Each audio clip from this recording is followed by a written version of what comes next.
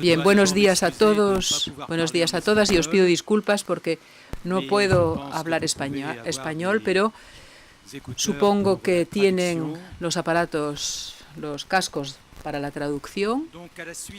Y después de ese espléndido día de trabajo de ayer, vamos a seguir nuestro viaje hoy gracias a dos oradores y amigos que ya conocen seguramente, pero que no obstante quiero presentar. Luego pasaremos a escucharles y intentaremos mantener un momento para discusión después de la presentación.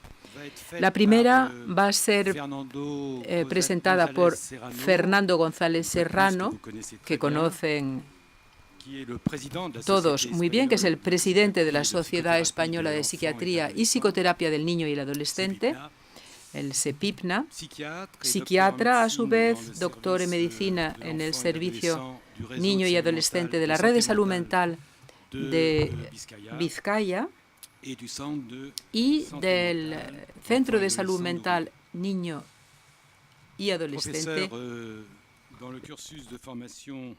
profesor en formación psicopatología y psicoterapia de AXA y CEPIPNA, profesor colaborador e investigador en el máster de psicopatología, psicología general sanitaria en la Universidad de Deusto y responsable de un grupo de investigación en la Red de Salud Mental de Vizcaya. La suma de esas competencias y de esos ejercicios nos va seguramente permitirnos apreciar lo que Fernando nos va a contar ahora. Alain, bueno, en primer lugar quiero agradecer sobre todo a Bernard Bols, que está, así mejor, a Bernard, que él es el que me ha animado a acompañarle en esta sesión plenaria. Y bueno, pues agradecerle y sobre todo decir que es para mí un honor, decimos aquí, el compartir mesa con él y con Alain Braconier, porque básicamente todas las cosas que yo voy a decir, tengo que decir que las he aprendido de ellos, a veces directamente en algunos encuentros y otras veces a través de la abundante bibliografía que tienen sobre estos temas. Bueno, me centraré en el título de mi intervención, no sé si aparece, bueno, es Intimidad y tolerancia a la soledad en la adolescencia. Lo voy a hacer sin apoyarme en transparencias, en diapositivas, quizá en ese sentido, pues en un clima de lectura o de compartir las reflexiones, en un clima, diríamos, de una cierta intimidad. Bueno, voy a organizar esta exposición en los siguientes apartados. Tras una breve introducción, voy a tratar sobre los hitos del desarrollo que van a propiciar una experiencia de intimidad y me centraré, evidentemente dejando otras concepciones a un lado, en el logro por el bebé de la capacidad de estar solo en presencia del cuidador. En un segundo apartado trataré sobre la experiencia y las dificultades en torno a la intimidad evidentes, creo yo que todos lo compartiríamos, en muchos adolescentes de los que atendemos. Y por último, trataré de la influencia de los elementos anteriores en la relación terapéutica, o más bien en la diversidad de relaciones terapéuticas que proponemos a los adolescentes, a veces relaciones duales, otras veces relaciones grupales o relaciones institucionales. Lo primero, tenemos que decir que hablar sobre la adolescencia, también nos pasa en otras áreas de interés de nuestra disciplina, está expuesto hoy más que nunca a una enorme incertidumbre. Nos preguntamos hasta dónde sirve la comprensión del desarrollo psíquico que hemos compartido estos últimos decenios. ¿Cómo podemos integrar la aceleración cambiante de nuestros modelos sociales y la multiplicidad de comportamientos y modos de relación que proponen como valor central en nuestras vidas el derecho a la individualidad. Sabemos que son al mismo tiempo una riqueza y una incertidumbre en la adquisición de la identidad, y esto es más notorio todavía en los adolescentes, que intentan ser sujetos activos y cumplir su deber, que es cambiar el mundo. Vayamos al objeto de mi exposición. ¿Qué sentido tiene hoy la intimidad? ¿Es realmente un valor o es una limitación? ¿Sigue cumpliendo el mismo papel en la construcción de la identidad? Parece que el tema suscita interés, no solo desde la clínica, la psicopatología o el psicoanálisis. Recientemente una compañera psicoanalista de Bilbao, Pilar Puertas, presentaba una ponencia muy interesante titulada La intimidad, una territorialidad conquistada. Este interés también traspasa nuestras disciplinas y se ve desde la filosofía, la sociología, la literatura o el cine. Rápidamente dos citas para ilustrar esto. La primera, a contracorriente en nuestros tiempos, Daniel Innerarity, un filósofo muy reconocido en nuestro país, en una reflexión sobre la vida actual, propone que la espera, el aislamiento y el silencio, que habían sido entendidos como una pobreza, pasan a ser opciones positivas que permiten construir la autonomía personal. Peter Handke, poeta, narrador y director de cine austriaco, creo que bien conocido, escribe también lo siguiente: vivo de aquello que los otros no saben de mí. Quizás el denominador común que hay bajo este interés es la amenaza que sentimos de desaparición de nuestra privacidad y nuestro espacio íntimo.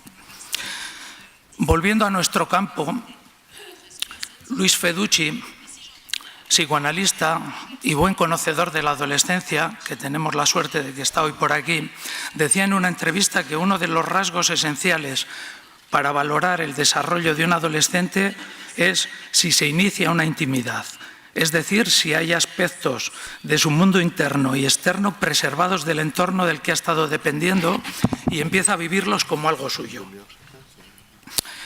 Hace no tantos años no hubiéramos entendido acercarnos a un adolescente sin explorar prioritariamente sus espacios de retirada, de soledad, acompañado de su música, sus libros, sus ensoñaciones y sus escritos. Era tan importante como sus amistades y sus primeros amores. Hoy lo primero que se impone en la relación que tiene es la relación que tiene con su smartphone y cómo se siente de popular en el mundo de las redes sociales. Asistimos a un imperativo especialmente dirigido a la adolescencia, pero del que creo que no nos podemos escapar nadie. Es el de la visibilidad, concretado en la máxima: si no estás en las redes, no eres nadie. Si no te muestras, no existes. Mostrarse hacia afuera, experiencia esencial en la adolescencia y con un gran poder de transformación identitaria, según como sea de exitosa o no, va adquiriendo nuevas caras, formas y tiempos. Las nuevas tecnologías están inevitablemente afectando la organización de su vida y no sabemos aún con claridad en qué medida su narcisismo y su identidad. Desde la clínica asistimos a una notable oscilación entre dos polos del funcionamiento psíquico relativamente similares a los que clásicamente consideramos como específicos de la adolescencia. La inhibición, por un lado, o el actuar imparable, con su correlato psicopatológico y de riesgos en el caso de los adolescentes más vulnerables narcisísticamente. El primer polo es el de la interacción constante con otros adolescentes, conocidos o no, a través de las nuevas tecnologías, con frecuencia solo con textos o imágenes, sin lenguaje verbal y con escasa presencia física real. Con la sensación siempre agridulce de una popularidad teñida de decepciones. Se completa con una huida de la experiencia de intimidad que con frecuencia se vive en negativo, como una soledad insoportable o vergonzosa. El segundo polo es el del aislamiento, de adolescentes que viven un fracaso en su participación en este mundo de continua exposición e interactividad. Son adolescentes recluidos en el hogar, en su habitación, desescolarizados a menudo, a los cuales enganchan fácilmente las actividades online, con su poder adictivo y sus riesgos, los juegos, las apuestas, el consumo de porno y los intercambios virtuales con desconocidos. A menudo también la intimidad se torna en soledad angustiante con verdadero sufrimiento depresivo. Muchas veces esto acaba incorporándose a la personalidad de forma egosintónica y tonalidad masoquista. Es esta identidad de raro, de friki. No es raro que acabe en una renuncia a buscar una salida en la apertura a los otros y sin encontrar tampoco apoyo en sus objetos o ideales internos para crear una cierta esperanza en el futuro. Voy a volver al bebé y en el segundo apartado voy a hablar de la capacidad del bebé de estar solo en presencia del otro, del cuidador, de la madre, como primera experiencia de intimidad. Todos aceptaríamos, creo yo, que las vivencias o percepciones en torno a la intimidad tienen un correlato biológico en el concepto de temperamento, que nos permite evidenciar desde muy tempranamente competencias variables para ir creando una experiencia de la corporalidad con sus excitaciones, preludio de la ansiedad y la calma. Pero es el encuentro con el entorno de los cuidadores primarios lo que va a convertir esta experiencia en una construcción individual, social y cultural. Esta función organizadora del entorno está hoy, creo yo, en cuestión en la medida en que las prácticas de cuidados, el término crianza sigue siendo un término que nos gusta, se van modificando enormemente en los últimos decenios. Luego volveré. Paul Denis, en un congreso en Bilbao hace ya unos años, nos hablaba de la importancia de las discontinuidades relacionales tempranas. Simplemente voy a hacer unas referencias actualizadas al concepto de Winnicott, ya de hace más de 50 años, de la capacidad del bebé de estar solo. Creo que es suficientemente conocido, pero que de nuevo está siendo enriquecido en nuestros días por aportaciones de teóricos del psicoanálisis como Roussillon, Marcelli. Surge de la constatación en el trabajo clínico, en la sesión psicoanalítica, de momentos en que el paciente está en silencio, solo, entendiéndolo no como una resistencia, sino como un logro. Y Winnicott lo resalta como un aspecto positivo, como una creación. Este logro de disfrutar de la soledad, de valorar la soledad como uno de los bienes más preciosos, aparece como fenómeno de la vida temprana y se puede constatar en las observaciones directas de bebés con sus madres o cuidadores y lo vincula al establecimiento previo y exitoso de relaciones bipersonales. Dice, la base de la capacidad de estar solo es la experiencia de estar solo en presencia de alguien. De este modo, el bebé, con una organización débil del yo, puede estar solo gracias al yo auxiliar confiable. Con el transcurso del tiempo se llegará a prescindir de la figura materna. El ambiente auxiliar se introyecta, se incorpora a la personalidad del individuo, generando la capacidad para estar realmente solo. De todos modos, desde un punto de vista teórico, siempre hay alguien presente, inconscientemente equiparado a la madre. Esto implica una integración del individuo en una unidad, es decir, unos límites entre espacio interno y espacio psíquico interno y externo y la existencia de representaciones internas estables de sus relaciones que permitan una confianza básica en sí mismo, en el presente y en el futuro. Una de las aportaciones relevantes de Winnicott es que el infante puede descubrir su propia vida personal exclusivamente cuando está solo, en presencia de alguien, evidentemente. La alternativa patológica es una vida falsa basada en reacciones en dependencia de los estímulos externos. Está preparado así el escenario para experiencias del ello, dice él, que se experimentarán como reales y serán verdaderamente una experiencia personal. Y se incorporarán, creo yo, al psiquismo como elaboración o reconstrucción psíquica. en la adolescencia serían sensaciones, emergencias pulsionales y fantasmas, por definición, imprevistos. Asigna gran importancia a esta capacidad, ya lo sabemos, como materia prima de la amistad y a otro nivel también de la transferencia en la relación terapéutica.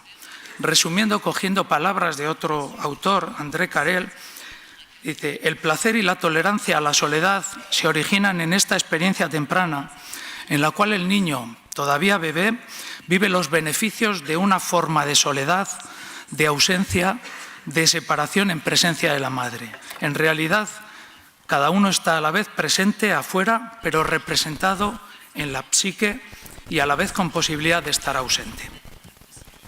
Estar solo en presencia del cuidador, la madre, condensa muy bien el equilibrio entre apego y exploración del mundo. Permite en el bebé la experiencia de una autonomía sin conflicto y que siente que él ha creado. Y plantea finalmente el tema de la separación entre bebé y cuidador, entre realidad interna y externa y la construcción de la individualidad del sí mismo y la autonomía. Finalmente, objetivos centrales del desarrollo. Como última reflexión en este apartado, me planteo los interrogantes a nivel de nuestras concepciones del desarrollo temprano y la organización del psiquismo en torno a la cuestión de las nuevas condiciones de vida en nuestra cultura, con las socializaciones tempranas y lo que afecta a las continuidades relacionales, antes recordaba a Paul Denis, y a las vivencias de soledad en los niños pequeños. Y quiero recordar también algunas propuestas aparentemente sencillas que colegas del ámbito del desarrollo infantil han hecho.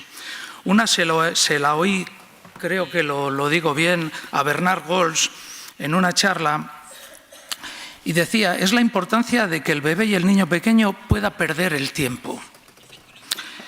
Y yo lo entiendo en el sentido de estar solo con él mismo para sorprenderse y descubrir y lo que llamamos crear el mundo, su mundo. En la misma línea, en Bélgica, en España, yo he visto varias campañas en forma de vídeos de difusión por las redes, seguro que las habéis visto, para animar, desculpabilizando a los cuidadores, a que los niños puedan tener momentos de aburrimiento y exponerse al placer de la intimidad. Estos temas superarían el cometido de mi intervención y seguramente en otros espacios también se tratarán. Siguiente apartado, voy a hablar un poco más de la experiencia de intimidad en soledad y compartida. ¿Qué definiciones tenemos de intimidad? Bueno, en el diccionario, en diversos diccionarios españoles, dice: conjunto de sentimientos y pensamientos que cada persona guarda en su interior. Cosas de esa intimidad que se cuentan a alguien. Otra definición: zona espiritual íntima y reservada de una persona o de un grupo, especialmente de una familia. Otras definiciones complementarias y sugerentes: relación de amistad muy estrecha y de gran confianza. Otra más: partes sexuales exteriores del cuerpo del hombre y de la mujer. Vemos cómo la intimidad se refiere a lo interno, pero a la vez al entorno y al cuerpo. Desde el punto de vista fenomenológico, la entenderíamos como la conciencia del propio funcionamiento psíquico, es decir, la experiencia de ser y de lo que somos, con sus variantes entre la normalidad y la psicopatología. Podemos concluir así que hay un área de estrecha confluencia entre intimidad e identidad. La intimidad se va construyendo como elemento entre el interior y el exterior a lo largo de la infancia. Antes hemos citado la capacidad de estar solo, es la primera creación, pero se va consolidando placenteramente durante la latencia si el aparato psíquico puede cumplir su papel en este periodo, y es en la pubertad, es con los cambios puberales y la adolescencia cuando se va a poner especialmente a prueba. Es en la adolescencia cuando, unas veces bruscamente y otras veces más progresivamente, hay que asumir que uno está solo. Puede ser un momento difícil o, si todo va bien, estar consigo mismo es todo un logro personal. Por fin, nos dicen algunos adolescentes.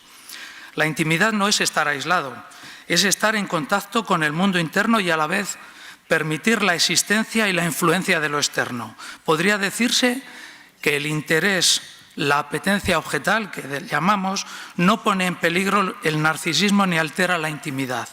Es el sentimiento de unicidad y el narcisismo los que dan la libertad para compartirla.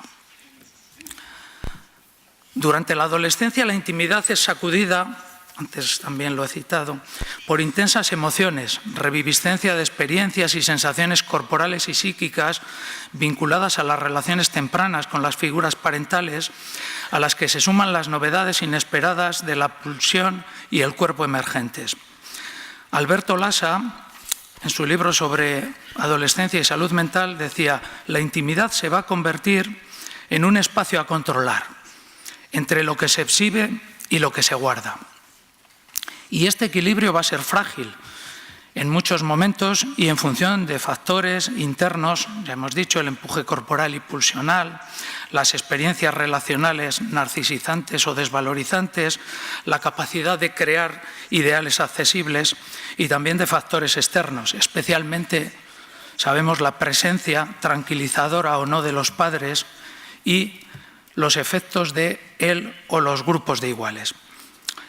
Y está también la amenaza depresiva, siempre latente y solo posible de superar en el encuentro amoroso, en las creaciones de un ideal, en la creación de un ideal, pero también soportable con la compañía de los iguales, espejo narcisista e identificatorio en el presente del adolescente, periodo siempre demasiado lento de espera.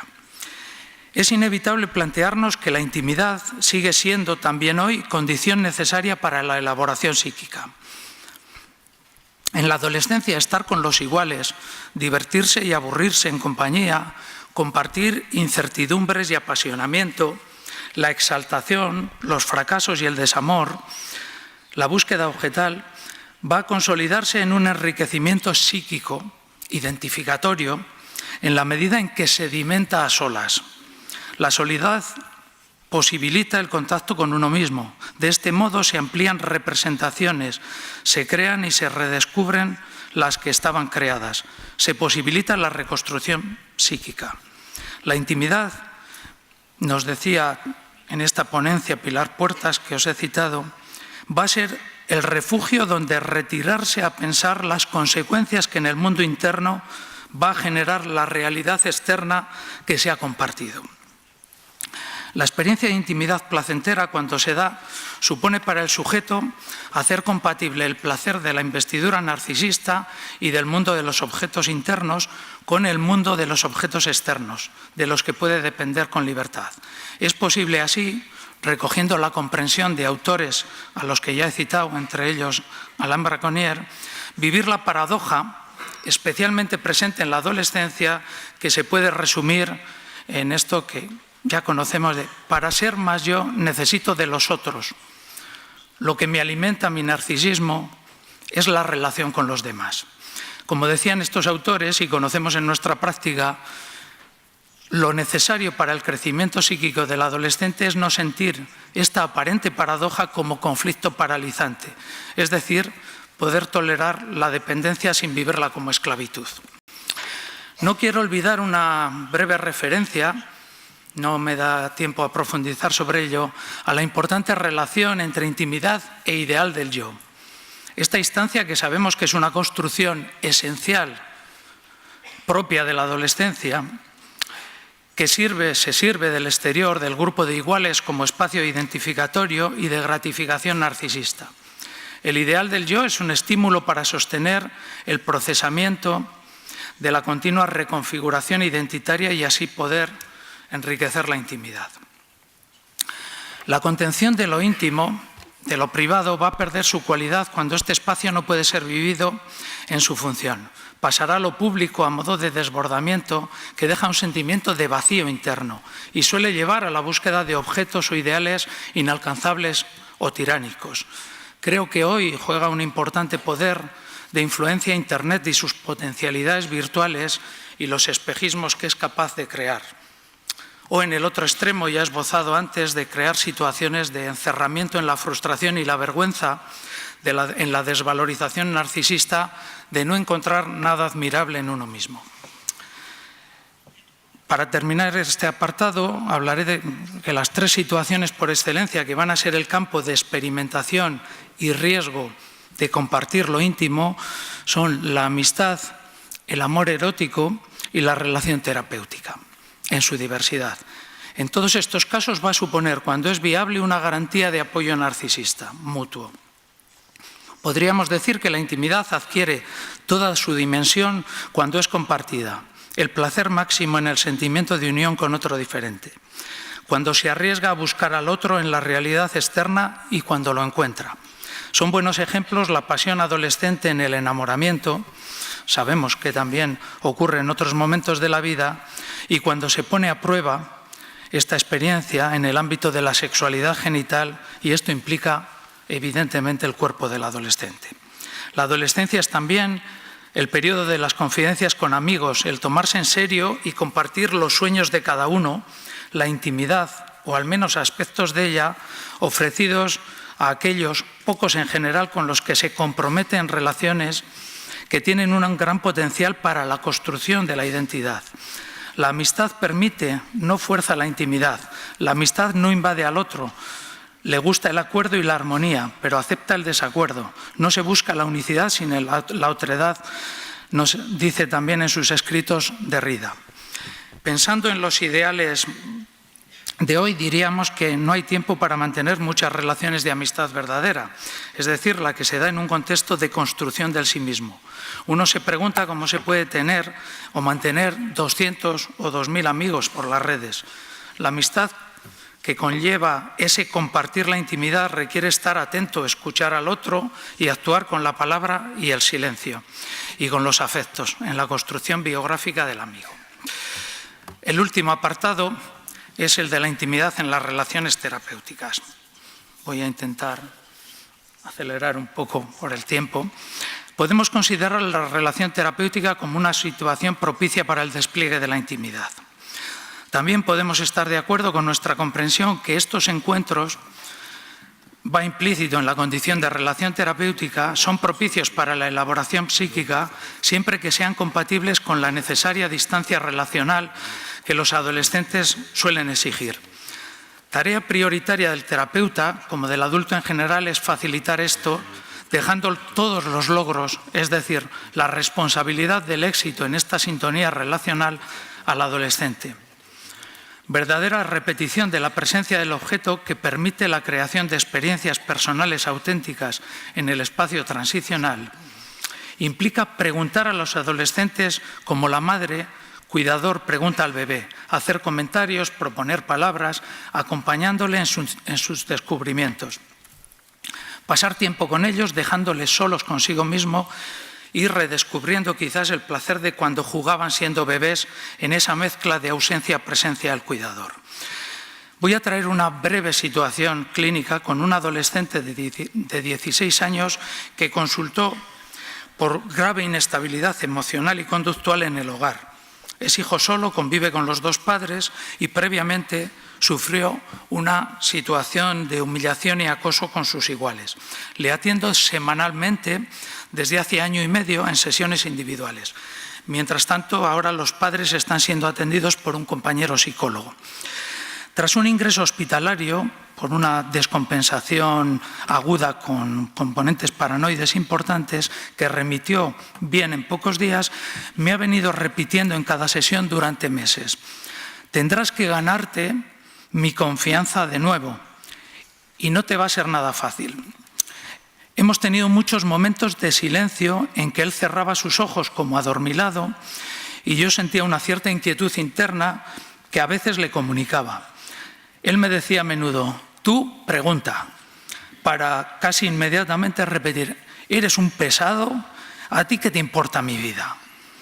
Y sumirse de nuevo en el silencio. Paralelamente, vive un aislamiento casi total de sus iguales, aunque se ha conseguido que asista muy adaptadamente al centro escolar, porque antes y evitar la desescolarización. Las exigencias académicas, os digo, muy adaptadas debido a sus dificultades para tolerar el espacio grupal, donde frecuentemente presenta momentos de gran inquietud y desorden conductual que llegan a asustar a sus profesores. en casa, durante bastantes momentos, se dedica a seguir a algún youtuber de estos famosos para los adolescentes, y él también hace algunos vídeos que sube a Internet. En las últimas semanas, y teniendo como soporte su smartphone, que lo trae a consulta, me pide, a modo de deber escolar, que me vea algunos vídeos para que luego me haga un examen en la siguiente consulta. Añado que durante los meses iniciales de gran impulsividad en casa, en la actualidad esto ha cedido. Una de las conductas destructivas frecuentes era arremeter contra ordenadores, tablets, smartphone, habiendo roto varios de estos. Bueno, encontramos aquí la dificultad de un adolescente para compartir un espacio de intimidad que está consolidándose, que tiene que vivirlo él mismo y a solas. Hay periodos que no puede ni compartirlo con los iguales. El placer que en otros momentos de la vida era compartir esta intimidad se convierte fácilmente en un peligro de dependencia, que puede acabar, lo sabemos, en una ruptura a veces inesperada del proceso terapéutico o pasos al acto. El reto para el adulto, incluidos nosotros, terapeutas, va a ser respetar la intimidad del adolescente sin intromisiones, incluso sin pretender ni desear siquiera que la comparta. Insistimos a menudo en la sensibilidad durante la adolescencia entre relaciones terapéuticas, especialmente duales, que puedan ser sentidas como intolerables. Sienten que pierden su solidez identitaria, que son controlados. Esto es especialmente, lo sabemos, evidente en adolescentes con organizaciones borderline o gran fragilidad identitaria, pero a veces con sorpresa lo vemos también en adolescentes neuróticos o más sanos. Todo lo anterior nos plantea la idoneidad de abordajes psicoterapéuticos intensivos, incluido el psicoanálisis. Esto ya sabemos que es un tema muy controvertido, y nos hace repensar aspectos técnicos, adaptaciones y flexibilidad en los marcos de atención, con el objetivo de que no provoquen demasiada excitación, es decir, que respeten el espacio íntimo. Diversos autores, antes he citado algunos, retoman hoy las concepciones de área transicional para facilitar los cuidados y poner en marcha intervenciones adaptadas en los adolescentes más vulnerables y que soportan más estas implicaciones terapéuticas. En mi opinión, los terapeutas que trabajan desde los tratamientos basados en la mentalización sostienen en buena parte propuestas compatibles. Se trata de evitar abordar directamente la parte conflictiva de la experiencia psíquica, a menudo no mentalizable y actuada en las conductas, y buscar activamente con el adolescente espacios y experiencias cooperativas libres de conflicto. Ya voy terminando. En la asistencia en centros de día con adolescentes con graves carencias narcisistas y entornos familiares y sociales muy perturbados, se comprueba cómo estas experiencias son sentidas por los y las adolescentes como de creación individual y a veces también grupal. Por ejemplo, talleres basados en actividades manuales, artísticas o deportivas, y tienen efectos realmente terapéuticos, movilizadores o generadores de imágenes más valiosas de sí mismos, y permiten la construcción de ideales menos rígidos e inalcanzables. Les posibilitan ir pasando de estar dominados por su mundo, por sus exigencias y vacíos internos, pero también por su pulsionalidad arcaica y la búsqueda de placeres sin demora, a situarse en el mundo y actuar en él, en la realidad externa, y retomar su proceso adolescente. A modo de conclusión, muchos adolescentes sufren hoy situaciones duraderas e intensas de soledad. En nuestro mundo hipercomunicado sabemos que se puede estar solo. Merece la pena ofrecer espacios de encuentro para compartir de manera respetuosa esa intimidad en la que nos ofrezcamos sin hacernos demasiado presentes, para que ellos puedan experimentar su mundo interno y sus ideales sin impotencia y esclavitud. Facilitar, estas son palabras de Philippe Jamet, que logren sentir algunos momentos de mirarse a sí mismos con ternura, que puedan recuperar de sus primeras vivencias momentos placenteros compartidos.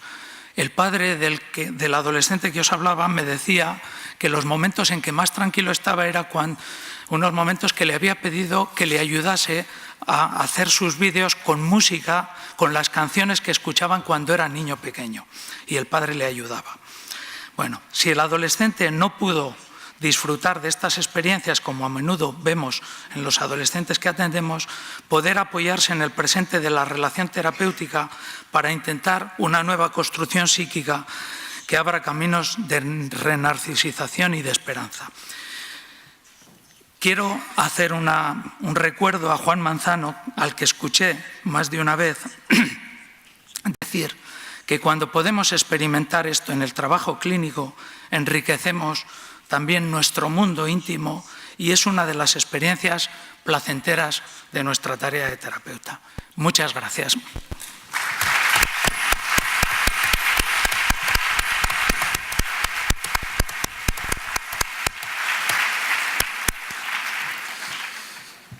Merci beaucoup, Fernando. Je pense que tu nous as... Muchas gracias, Fernando.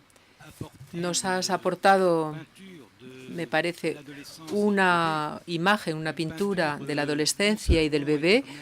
Nos has hecho un retrato no solo de la juventud del bebé eterno, sino de los de hoy, de los contemporáneos. Y ese tema, el de la intimidad, que siempre es un tema dual, con doble sentido, es un tema que evoca...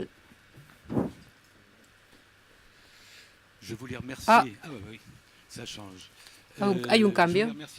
Sí que quería dar las gracias a Fernando. Gracias que nos ha pintado un retrato de lo que todos hemos conocido y que siempre hemos visto, la adolescencia con sus paradojas, la conflictividad, esa necesidad de intimidad y a la vez esa huida en la intimidad. Y también nos ha descrito la adolescencia de hoy, para quien el concepto de intimidad es más complejo de lo que era antes, en la medida en que el mundo que suscita una interiorización de la intimidad y el control de la intimidad mediante objetos que nos son externos, están en una situación complicada, es una fuente de complicación en esa necesidad de encontrarse con sí mismo. Nos has descrito, nos has aportado una mirada muy clínica, muy justa de el encuentro tal como lo tenemos con los adolescentes de hoy. Siempre hay adolescentes que nos dicen, hoy vas a tener que ganarte otra vez mi confianza. Es algo que nos suelen decir desde siempre, casi todos lo hemos oído. Pero la diferencia es que respecto a la amistad, vemos que estos adolescentes tienen dificultades para edificar, construir, forjar una amistad. Nos lo ha contado y eso va a ser un problema para el futuro de estos jóvenes. Muchas gracias, Fernando, y creo que estás en la continuidad de todo lo que se contó ayer y nos has demostrado que nuestra práctica, la nuestra, necesita la complejidad y esa complejidad nos debe llevar a utilizarla como una herramienta y a la vez a tenerla en cuenta como una necesidad del sujeto humano que para los que están en grandes dificultades pierden esa complejidad. Y por paradójico que parezca, los sujetos vulnerables ya no tienen esa complejidad, son unívocos, están cerrados sobre sí mismos y ya no tienen esa complejidad. Y recuerdo que la intimidad es la relación consigo mismo y la relación íntima, y eso nos lleva al encuentro con los terceros, con el otro, y nos lo ha demostrado con mucha finura y mucha justeza y mucha contemporaneidad, y me pareció muy interesante y muy importante lo que nos has dicho.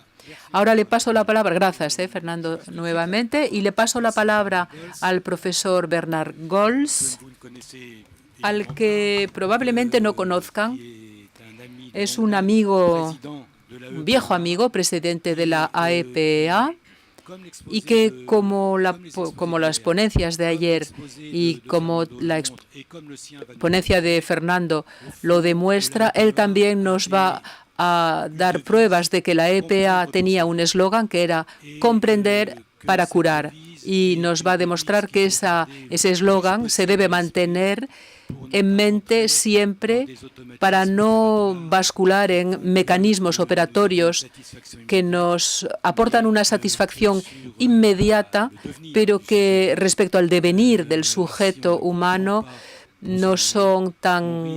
Porque si no se comprende, si no se entiende antes de curar, pasamos al actuar, al paso al acto, sin comprensión. Y para comprender hace falta tiempo. Y hoy el tiempo se hace raro, se hace escaso, porque no tenemos tiempo. Y eso es una dificultad de nuestro mundo contemporáneo, que explica que el enfoque psicopatológico dinámico se vea un poco descartado o rechazado por los profesionales que nos rodean. Bernard Goltz es profesor de psiquiatría del niño y adolescente en el grupo hospitalario Necker, niños enfermos.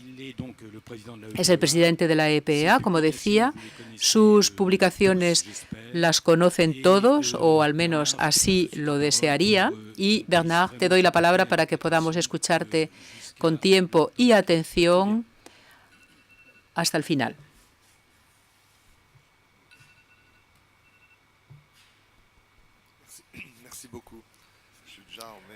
Muchas gracias. Ya tengo el cronómetro puesto. Es el mundo moderno, sí. Es una gran satisfacción participar en esta sesión plenaria sobre la temática de los vínculos que existen entre los funcionamientos psíquicos de los muy pequeñitos y los funcionamientos psíquicos de los adolescentes. Y más feliz aún porque estoy rodeado por dos amigos, Fernando y Alain Braconnier. Y voy a aprovechar para dar las gracias muy sinceras por la idea de esta celebración conjunta de SEPIPNA y EAPEA. Gracias también al Comité Local de Organización. Una observación un poco teñida quizás de autosatisfacción en lo que a la EPA se refiere, es que me parece que estos coloquios son siempre y a cada vez una ocasión extraordinariamente agradable e intensa de intercambio de pensamiento. Nos da espacios de reflexión y a veces, lo digo desde el cariño, pero a veces me ocurre en algunos congresos más clásicos de paidopsiquiatría, acabo aburriéndome un poco. Sin embargo, aquí en los coloquios de la EPA, nunca tienen algo muy especial y yo creo que es la propia fuerza de la psicopatología. Y tú decías, esa búsqueda de sentido, de comprensión, entender para curar, esa búsqueda de entendimiento y de comprensión que es absolutamente esencial. Esta sesión plenaria se centra en el tema del bebé al adolescente.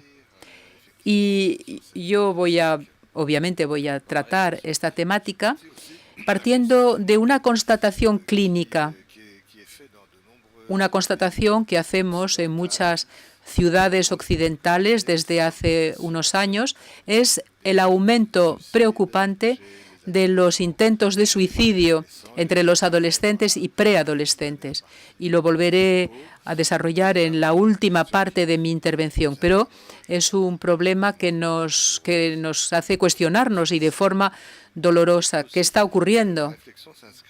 Y mi reflexión también se inscribe en el desarrollo de esta temática, bebé adolescente, que hemos intentado desarrollar con Alain Braconnier en esta última década. Desde hace 12 años, cada 2 años, hay un coloquio que llamamos el coloquio bebé-ado, ado de adolescente, que tiene mucho éxito porque esa reflexión en torno a lo que ocurre en el funcionamiento psíquico de los muy pequeños y en el de los adolescentes es muy evocador para los clínicos y buscan en esos debates inspiración para sus intervenciones y para su praxis.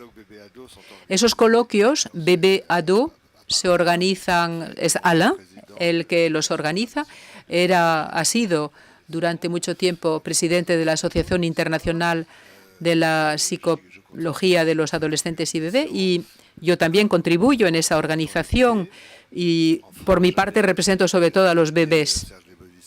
En Francia había ayudado a Michel Soulet y a Lebovici a fundar la rama francófona de la Asociación Mundial de Psiquiatría del Bebé. Y esos coloquios bebé-ado no existirían sin el apoyo de Manuel Bissonnier, que se ocupa de la revista Carnet Psy y que nos apoya y nos ayuda desde hace mucho tiempo. Y aprovecho para hacer un poco de publicidad, como han podido constatar, y decir que el próximo coloquio Bebé-Ado se celebrará en noviembre que viene en París, en torno a un tema muy hermoso que es el de el amor loco, L'amour fou, el amor loco, le va muy bien tanto a los bebés como a los adolescentes. André Breton tiene una frase muy bonita cuando define el amor loco, l'amour fou, entre adultos en ese caso, pero ese amor decía: yo me había perdido a mí mismo, y has venido a darme noticias mías. Yo me había perdido a mí mismo y has venido a darme noticias mías. Y yo creo que cuando alguien viene a darnos noticias nuestras, cuando nos hemos perdido, es alguien a quien podemos querer con un amor irracional, un amor loco. Y para los bebés me gusta utilizar una especie de parábola, como de una parábola, de esta frase de André Breton. Si el bebé tuviera palabras, que no las tiene, quizás pudiese decir en ese momento, en el momento de la organización, de su desarrollo precoz, quizás pudiese decir a los que se ocupan de él: todavía no me he encontrado, pero ya vienes a darme noticias mías. Porque hay unas funciones especulares, de funciones espejo, que van informando al niño respecto a las señales que, sin darse cuenta, sin saberlo, va integrando. Esta temática bebé-ado es muy importante. Es verdad que si nos concentramos en los bebés y en los adolescentes, parece que estamos como descartando la edad escolar, la de la latencia, que no deja de plantear preguntas clínicas y teóricas, pero hay que optar, y hemos optado por los bebés y los adolescentes. Cuando imaginamos y concibimos esa serie de coloquios bianuales, pensábamos: hace mucho tiempo que hay puntos comunes entre el funcionamiento psíquico de los adolescentes y el funcionamiento psíquico de los muy pequeños. Y me gusta recordar en este contexto a una psiquiatra, paidopsiquiatra francesa, que era una clínica genial. Se llama Alice Doumic, y Alice Doumic era alguien tremendamente innovadora, pionera de aquella en los años 70, 80, es una de las que aplicó terapias conjuntas madre-niños, de las primeras, y cuando escribió un libro que se reedita continuamente porque es un gran éxito, decía de sí misma: soy muy buena clínica, pero no soy tan buena teoricista. Y fue a buscar a Pierre Mal para teorizar su clínica. Y Pierre Mal era un gran psiquiatra, psicoanalista francés de aquella época. Como si Alice Doumic, que se ocupaba de los bebés, hubiera percibido que este psiquiatra, que se ocupaba de adolescentes, le iba a permitir dar forma, teorizar su propia práctica, porque ella se percibía a sí misma como una clínica insuficiente en teoría. Por lo tanto, ya hace mucho tiempo que hemos encontrado puntos comunes entre bebé y adolescente. No voy a desarrollar, pero todos sabéis el lugar que ocupa el cuerpo. El bebé está construyendo su organismo y en particular su cuerpo, y es una época explosiva, los primeros años de vida. Y el adolescente también está en plena transformación, mutación corporal, lo que pone a su cuerpo en la primera línea de los procesos que están desarrollándose. Y es el mérito que hay que reconocerle tanto al bebé como adolescente, forzarnos a exigir que pongamos el cuerpo en el centro de nuestras reflexiones teórico-clínicas. Y suelo recordar que Maurice Merleau-Ponty, a quien ya evocamos ayer, Merleau-Ponty decía hace mucho tiempo que si la psicoanálisis tiende a olvidar el cuerpo, va a pagarlo muy caro. Si olvida el cuerpo, la psicoanálisis va a pagar el precio. Y el bebé y el adolescente nos obligan a nosotros clínicos a recordar el cuerpo. El cuerpo está y debe estar en primera línea de nuestras reflexiones, sobre todo con el bebé y el adolescente, pero también en cualquier ámbito y todos los demás registros. Por lo tanto, el cuerpo, la fuerza de las pulsiones. El sistema pulsional se está instalando en el bebé, se reactiva, hay una repulsionalización en la adolescencia. Todo eso se sabe, es clásico, y luego hay, tanto en el bebé como en el adolescente, toda una búsqueda de un equilibrio entre la corriente narcisista, conciencia de sí mismo, descubrimiento de los demás, de los otros. Hay una especie de equilibrio que tiene cierto eco tanto en el bebé como en el adolescente. Hasta aquí todo lo que he dicho lo saben todos y todas, pero la psiquiatría del bebé y su desarrollo importante desde los años 80-90, y aprovecho para recordar que el primer Congreso de Psiquiatría Perinatal se celebró en el 80, el primero, por lo tanto no es muy viejo, 30, 40 años a escala de la historia de las ideas y de los conocimientos no es nada. La psiquiatría del bebé hace más preguntas que respuestas aporta, pero es lo propio de las ciencias vivas. Y la psiquiatría del bebé, y es lo que voy a intentar explicar, la psiquiatría del bebé ha venido a ayudarnos a repensar, a revisitar todo lo que ocurre psíquicamente en la adolescencia. Es decir, que nos ha ofrecido ciertos conceptos, una apertura conceptual que era válida para los bebés, porque las descubrimos en ese movimiento de creación de la psiquiatría del bebé, pero que ha aportado una luz nueva sobre lo que ocurre en la adolescencia. Hay un montón de ejemplos, pero solo citaré 2 o 3. Por ejemplo, el bebé no tiene la palabra, por lo tanto, su comunicación preverbal, la comunicación analógica es primera, es obvia. Hay que escuchar al cuerpo, escuchar los gestos y el comportamiento del bebé para comprender sus mensajes y simbolización primaria. Y esa comunicación que también llamamos analógica, mientras que el lenguaje es digital, esa comunicación analógica va a cobrar mucha fuerza y vigor y vigencia, en la adolescencia, que a través de su cuerpo los adolescentes nos van a enseñar, decir muchas cosas. Roussillon, que es psicoanalista de adolescentes y adultos, pero que tiene el mérito de interesarse mucho por los muy pequeños. Y cuando hablamos juntos, en Francia al menos, decimos los psicoanalistas que no se ocupan más que de adultos, los llamamos psicoanalistas puros y duros, como si implícitamente aquellos que se ocupan de bebés fuesen impuros y blandos. Yo me ocupo de niños y de bebés también y no me siento por ello ni impuro ni blando. Y me gustaría que todo el mundo se ocupara tanto de bebés como de adolescentes y de adultos. Pero bueno, en cualquier caso, René Roussillon ha desarrollado mucho lo que él llama el lenguaje del cuerpo y del acto.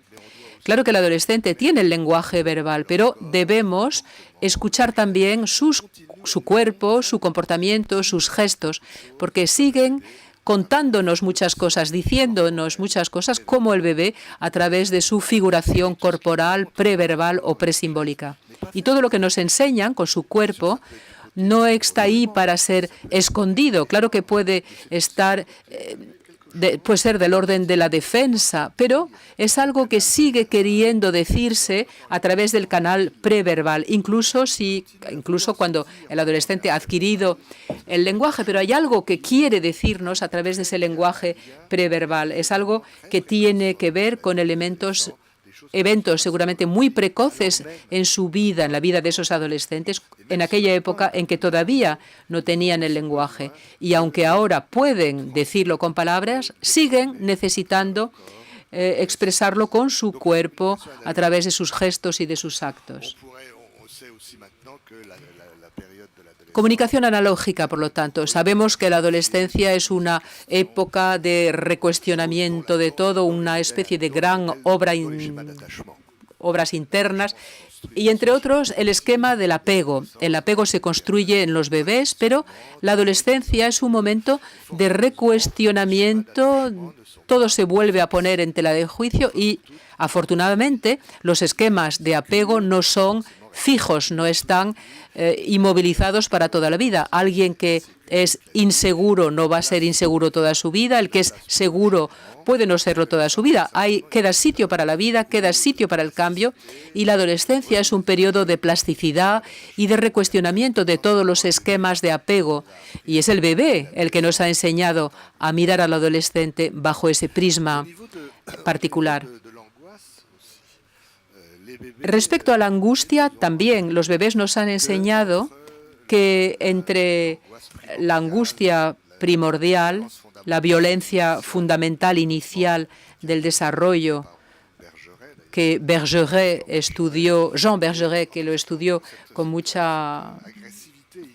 interesante, entre esa agresividad inicial, fundamental y fundadora del bebé y la agresividad triangulada de tipo edípico, los bebés nos enseñaron que entre ambos, y Winnicott trabajó mucho sobre este tema, que entre ambos había una forma de agresividad particular en el segundo año, una agresividad que no era necesariamente destructora, pero que era una agresividad que intentaba comprobar la solidez del objeto, que se atacaba al objeto para comprobar que sobrevive ese objeto. Es el gran tema de Winnicott, atacarse al objeto no para destruirlo, sino para comprobar su solidez, su robustez, su fuerza tranquila.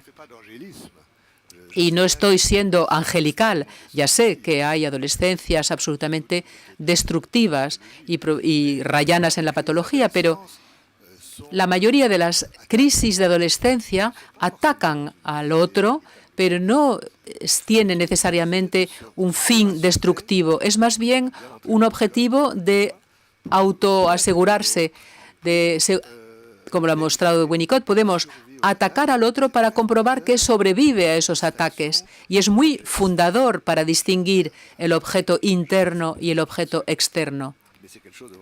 Y es algo muy importante, y eso los bebés no lo enseñaron. Y en el adolescente creo que es una forma de agresividad que es tremendamente interesante e importante también. Los padres de los adolescentes saben que la adolescencia de sus hijos no es una época suave y dulce. Hay muchas adolescencias complicadas, no por ello patológicas. Los padres y madres se sienten atacados. Claro que es mucho más fácil decirlo que hacerlo, pero el mensaje de los padres debería ser respecto a sus hijos: estás haciendo tu trabajo adolescente, me atacas, te vuelves contra mí, eso no impide que yo te quiera, sigue trabajando, sigue tu labor y volveremos a hablarlo cuando estés calmado. Claro que es difícil hacerlo cuando estás en el ojo del huracán y llevado por el ciclón, es más difícil, pero eso lo tranquilizaría. Se daría cuenta de que puede atacar sin tener la sensación de destruirlo. Estoy insistiendo un poco en el adolescente, pero creo que es una agresividad del segundo tipo. No es ni agresión edípica ni destructiva. Es del segundo tipo y la volveremos a encontrar en otras épocas de la vida. No lo voy a tratar ahora porque no es el tema, pero vuelve a aparecer en las personas mayores, en los matrimonios mayores hay cosas bastante conmovedoras. Y me acuerdo de una película que se llamaba Amores, en plural. Jean-Louis Trintignant era el protagonista y veíamos cómo en un matrimonio muy mayor, cuando el otro está enfermo y cuando pensamos que sería el momento de que el otro fuese cariñoso, atento, pero vemos que la agresividad sube, como si se quisiera tranquilizar pensando, si la puedo atacar y nos queda tiempo para reconciliarnos después, eso querría decir que está menos enferma de lo que yo me temo que está. Es muy triste, pero es una agresividad del segundo tipo que, como decía, puede volver a aparecer en otros momentos de la vida. Y hay un cuarto ejemplo, la comunicación analógica, el apego, esa agresividad del segundo tipo.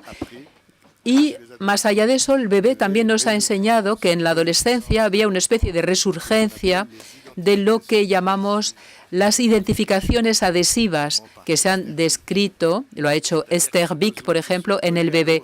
Esa necesidad de estar muy cerca del otro, de pegar, de adherir al otro para tener la sensación de existir. Y eso ilumina, da luz a las dinámicas de grupo en los adolescentes, en el modo de las identificaciones neuróticas secundarias, con un líder, miembros del grupo que se identifican al líder, a sus expectativas, a sus órdenes, las órdenes del jefe. Todo esto es muy justo, es verdad, pero si los adolescentes aprecian y necesitan ese funcionamiento grupal, es porque dentro del grupo van a poder volver a trabajar algunos mecanismos psíquicos que ya habían existido en ellos cuando eran bebés, en nosotros todos.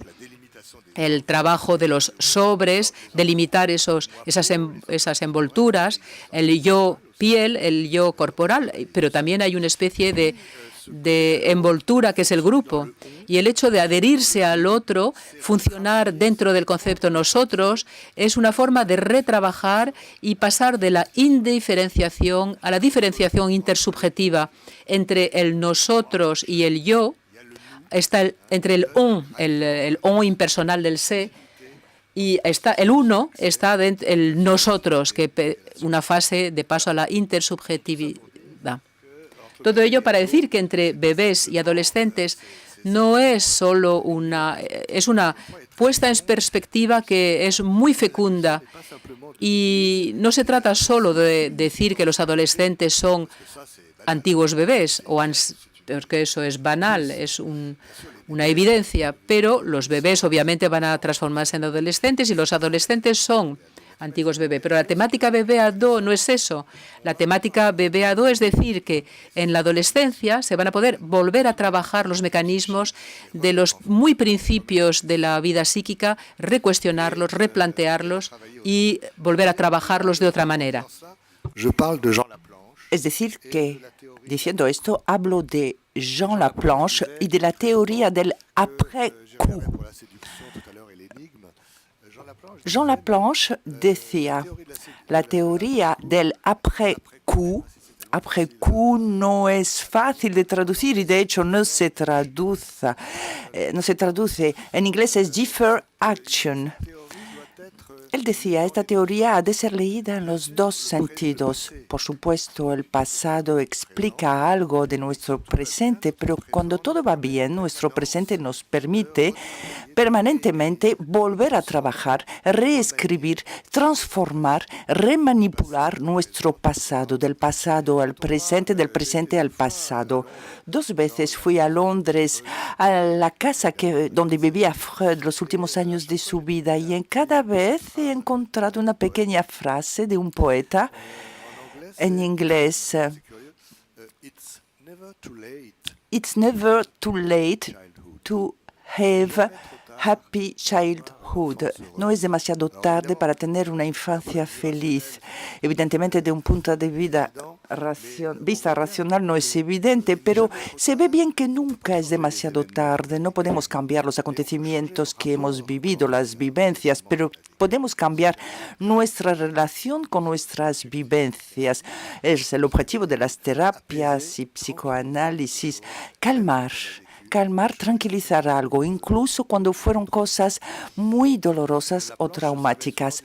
Laplanche utilizaba a menudo una pequeña historia, pido disculpas a aquellos que ya la conocen. Utilizaba esta historia para utilizar esta historia en doble sentido, del bebé hacia el adolescente y adolescente hacia el bebé. Es la historia de un hombre que se pasea en Viena a finales del siglo XIX en un parque, Un hombre de quien no conocemos la edad, pero un hombre a quien le gustan las mujeres, así que la franja de edad es amplia. Pues a la vuelta de un camino se para ante una escena de amamantamiento de una joven que da el pecho a un bebé. Madre o nodriza, no cambia nada. Se para y está fascinado, inmovilizado al ver esta imagen, esta escena. En términos psicoanalíticos podríamos decir que está fascinado por una medusa, queda frío. En francés actual diríamos está scotchado, no sé, pegado con pegamento. Entre fascinado y pegado tiene un pensamiento muy nostálgico que le viene a la mente.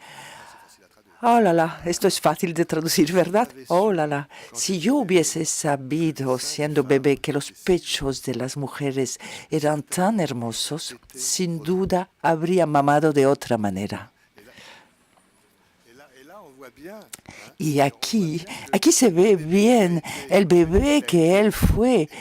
El bebé que él fue explica quizás en parte el hombre a quien le gustan las mujeres que él se ha vuelto, pero este hombre puede permanentemente retransformar, remanipular, reescribir los recuerdos de su historia precoz. Bueno, pues ahora voy a acercarme al enigma. Iba a decir de los pechos, pero no, del enigma, para explicar el título de mi intervención. Y también quiero decir unas palabras de una experiencia que vivo desde hace 12 años y la repito cada año en la primavera. Me va a ocurrir dentro de poco. Hace tiempo que yo digo que los adolescentes están muy fascinados por los bebés. Creo que todos hemos podido constatarlo, incluso adolescentes muy perturbados. Los hemos visto en Saint-Vincent de Paul, tener juntos a niños muy pequeños y al mismo tiempo adolescentes en observación. Y por muy perturbados que sean los adolescentes, hay que ser prudentes, se ve cómo están fascinados, pegados ante esos muy pequeños, como si estuviesen retrabajando algo del bebé que piensan haber sido, que tienen miedo de haber sido, no lo sé. Y yo me decía a menudo, sería importante hablar a adolescentes de los bebés, porque aquí tendríamos un medio de prevención de algo, un medio para trabajar sobre su futura parentalidad. Y eso quizás les podría ayudar a acoger al bebé que vayan a tener un día, haciéndoles reflexionar sobre el bebé que han sido o piensan haber sido. Podemos quizás ayudarles a acoger mejor a los bebés que vayan a tener un día.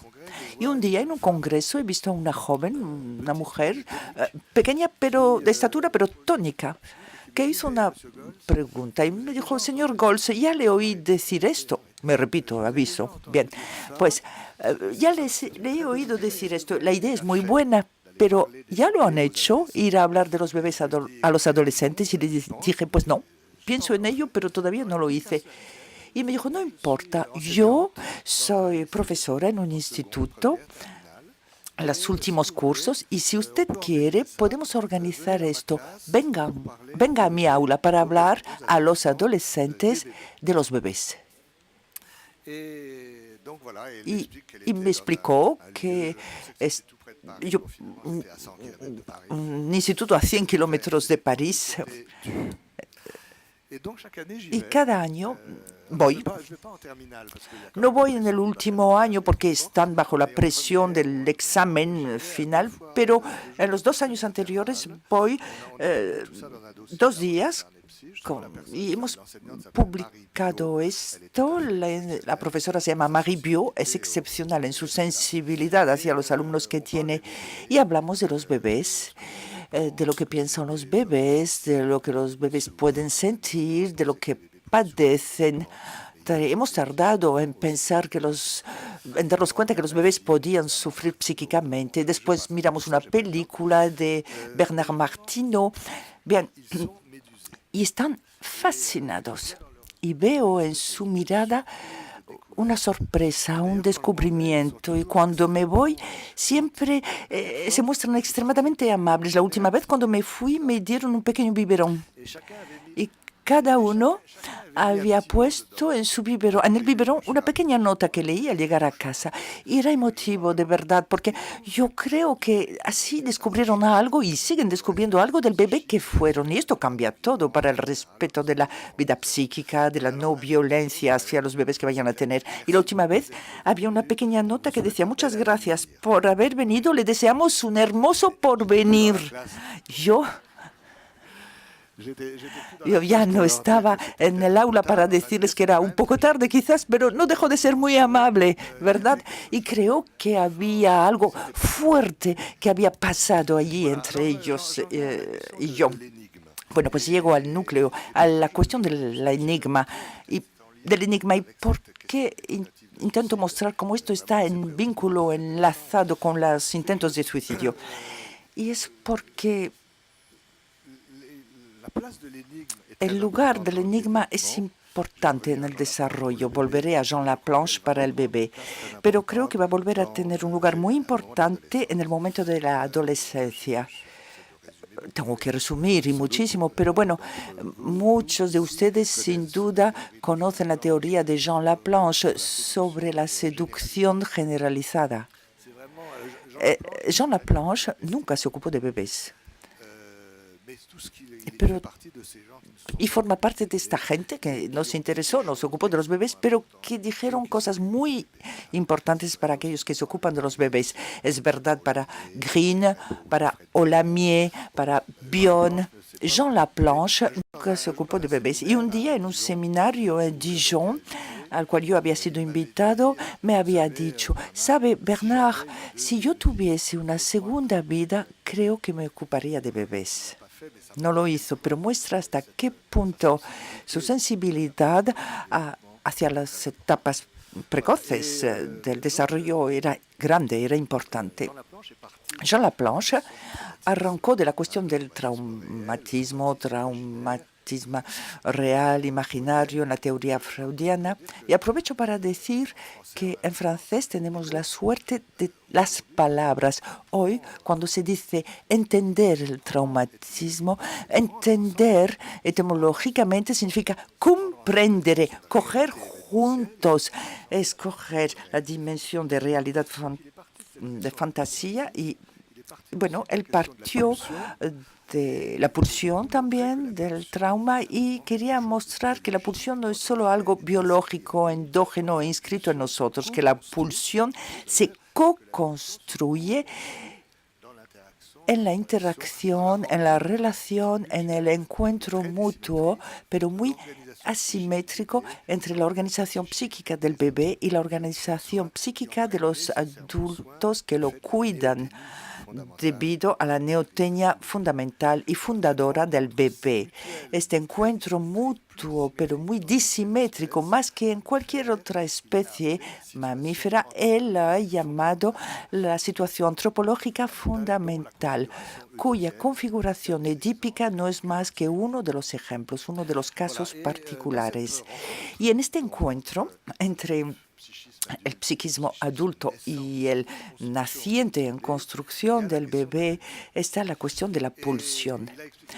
Ha explicado esto en varios escritos, pero en particular en un texto famoso que tiene un título que podemos comparar al de Albert Einstein. Einstein había escrito un texto fundamental sobre la teoría de la relatividad restringida a la teoría de la relatividad generalizada, y Laplanche escribió de la teoría de la seducción restringida a la teoría de la seducción generalizada, para mostrar que la seducción no podía ser reducida a la seducción en los acontecimientos históricos, en la realidad exterior, en los abusos sexuales, en los tocamientos, en las intrusiones, sino que había una dimensión de seducción que formaba parte de la vida normal, que era inevitable, que no era solamente un accidente de la vida, sino que era una dimensión de la vida. Y tomó el ejemplo, por supuesto, de la lactancia. Vuelvo al pecho. Si yo hubiese sabido que los pechos de las mujeres eran tan hermosos, etcétera, etcétera. Y dice, cuando una mujer amamanta a un niño, cuando una mujer da el pecho, nada puede impedir que ella no sepa que sus pechos no son solo nutrientes, sino que son también una parte de su cuerpo altamente erotizada en su vida, no de madre, sino en su vida de mujer, en su relación amorosa y sexual. Nada puede hacer que ella se olvide del todo que sus pechos no sean solo pechos que alimentan, sino pechos eróticos. Cuando amamanta a su bebé, por supuesto, le transmite leches para la autoconservación del bebé, pero sin saberlo, y esto es muy importante, sin saberlo, emite señales que son de una naturaleza mucho más sexualizada, mucho más del ámbito de la fantasía, del deseo. Y el bebé lee esos mensajes sexualizados, los recibe, los acoge, y teniendo en cuenta la disimetría de la cual he hablado, no puede hacer nada con esto, no puedo decodificar ni traducir, va a almacenarlos esperando una traducción posterior. Es lo que Laplanche llamó los mensajes enigmáticos, que forman un enigma para el bebé y que son transmitidos sin que la madre se dé cuenta. La madre piensa, y tiene razón porque lo hace, piensa que transmite leche a su bebé, pero sin saberlo le transmite también mensajes más sexualizados que el bebé va a acumular en su psiquismo esperando traducirlos. Y sobre esto, Laplanche va a construir su teoría de la co-construcción pulsional. Estos mensajes enigmáticos que comprometen los mensajes de autoconservación van a ser almacenados como objetos fuentes internos de la pulsión. Vienen de fuera, pero ya están dentro. Son cuerpos de fuera. Teoría interna, externa. Es una teoría magnífica para ir más allá de los clivajes entre dentro, fuera, real, imaginario. Así que el enigma del bebé es la madre. La madre y los cuidados maternos que son portadores de una fuerza de seducción. Cada vez que hay pasividad traductora en el lenguaje de Jean Laplanche hay seducción. Hay un enigma, pero seducción. Cada vez que hay una imposibilidad de traducir la comprensión, la dificultad de decodificar. El primer enigma es la madre y toda mi reflexión, todo ello para llegar a la idea de que para la adolescencia este enigma va a estar se va a interiorizar este enigma, son las transformaciones psíquicas y personales lanzadas por la pubertad, lanzadas por el puber.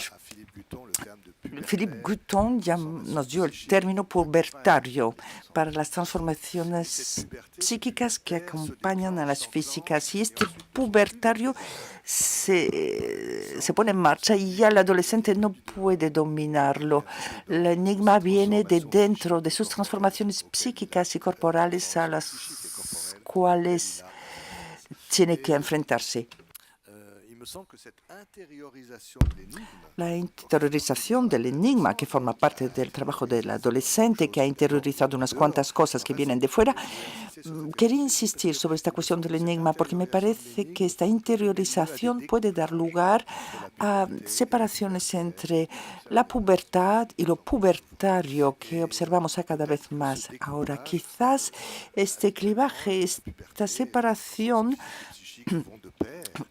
que de costumbre van juntos, pues actualmente vemos que encontramos a cada vez más adolescentes y preadolescentes en los cuales las preocupaciones psíquicas pubertarias ya están muy acentuadas, mientras que el cuerpo, la pubertad, no ha progresado mucho aún.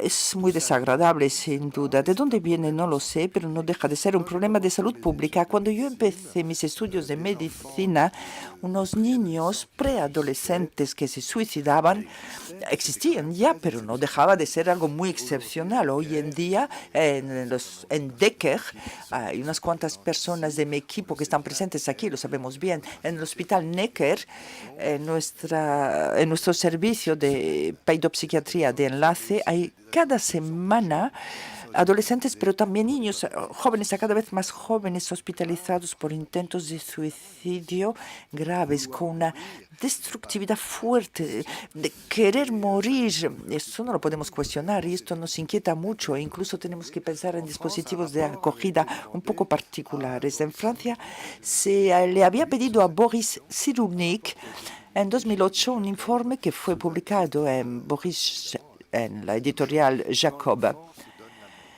Y el título era Cuando el niño se da a la muerte, se mata, vamos. Y es un movimiento que se implicó en muchas ciudades de Francia. No es una verdad universal. Probablemente en África del Sur, Extremo Oriente, las cosas son distintas, pero en nuestras grandes ciudades occidentales hay un aumento innegable de intentos de suicidio que plantea un verdadero problema de salud pública. Y termino aquí diciendo que este fenómeno, que es probablemente plurideterminado, y seguimos interrogándonos sobre esto, pues una de las hipótesis posibles es que quizás en nuestras grandes ciudades para los bebés las cosas van demasiado deprisa. Hay una cultura del análisis, de la constatación, de la rapidez, del resultado. Queremos que los bebés sean muy deprisa autónomos y vienen a cada vez más tarde en la vida de las parejas. Ahora en Francia la edad media de una madre para su primer embarazo es de 29 años. 29 años de media, pues significa que hay muchas adolescentes que tienen bebés, por supuesto, pero también significa que hay muchos bebés que nacen cuando la madre tiene 40 años, 45 o más años. Cuanto más tarde vienen los bebés y más deprisa se les pide que sean autónomos e independientes por muchas razones. En cualquier caso, en este aumento de los intentos de suicidios en la adolescencia y preadolescencia, quería llamar la atención sobre la cuestión del enigma. Habíamos trabajado también con alguien presente aquí, Elsa Storas, sobre la obesidad de los adolescentes. El cuerpo del adolescente, el psiquismo del adolescente se vuelven para él mismo sus propios enigmas interiorizados, mientras que en el bebé el enigma era más bien externo. Les doy las gracias por su atención.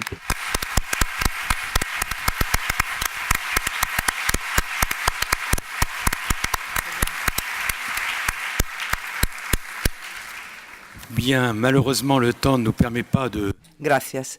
Por desgracia, pero el tiempo no nos permite seguir con este intercambio tan rico.